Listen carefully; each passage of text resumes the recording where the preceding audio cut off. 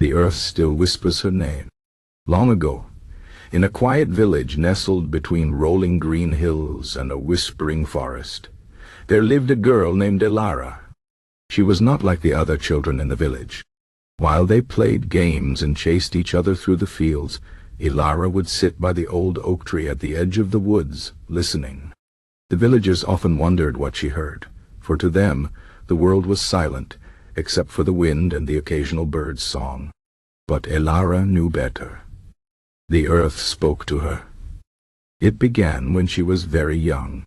One evening, as she walked barefoot through the meadow behind her house, she felt a strange warmth beneath her feet. The grass trembled, and a soft voice, like the rustling of leaves, murmured her name. She froze, her heart pounding. "Who's there?" she whispered. The voice came again, gentle and deep, as if rising from the soil itself. "Elara." That night she told her mother what had happened, but her mother only smiled and tucked her into bed, saying it was just the wind playing tricks. But it was not the wind. As the years passed, the earth spoke to Elara more and more. It told her stories of ancient times when the trees were young, when rivers ran clear and wild, when creatures now forgotten walked the land.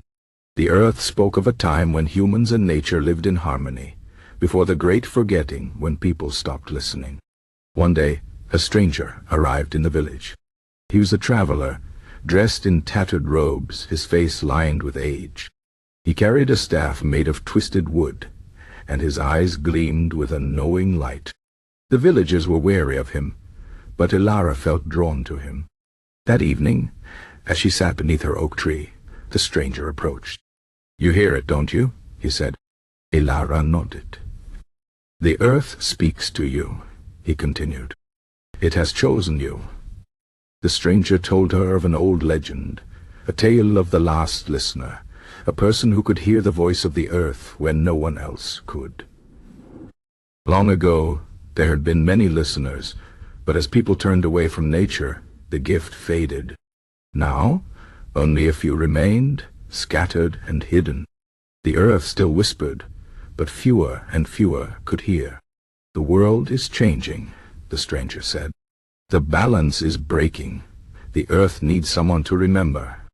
Elara did not understand everything the stranger said, but she felt the weight of his words. That night, as she lay in bed, the earth's voice grew stronger. It spoke of danger, of machines that tore into the soil, of forests disappearing, of rivers choking. The earth was hurting, and it called to her for help. The next morning, Elara told the stranger she wanted to learn. He agreed to teach her, but warned her the path would not be easy. They left the village together, traveling deep into the heart of the whispering forest. There, the stranger showed her how to listen, not just with her ears, but with her heart. He taught her the old words, the ones that could calm a storm or quell the rain. He showed her how to heal the earth, how to mend what had been broken. Months passed, and Elara grew stronger in her gifts. She could feel the pulse of the land beneath her feet, could sense the sorrow of a dying tree or the joy of a new spring. But with this knowledge came sadness, for she saw how much had been lost. The earth's voice was growing fainter, as if it were fading away. One evening, as she sat by a quiet stream, the earth spoke to her in a voice so soft it was almost a sigh. "Elara," it said, "you must remind them. You must make them remember." She knew then what she had to do.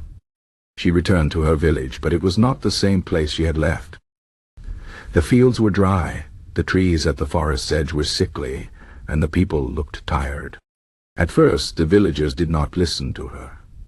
They called her foolish, said she had been bewitched by the stranger. But Elara did not give up.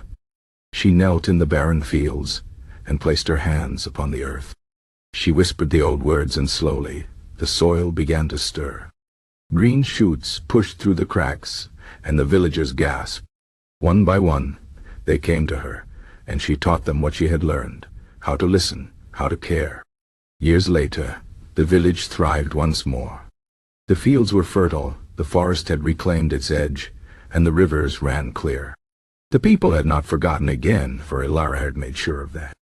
She became their guide, their listener, the one who reminded them of the old ways. And though she grew old, the earth never stopped whispering her name. Even now, when the wind blows just right, when the leaves rustle in a certain way, those who listen carefully can still hear it, soft like a memory, like a promise. The earth still whispers her name.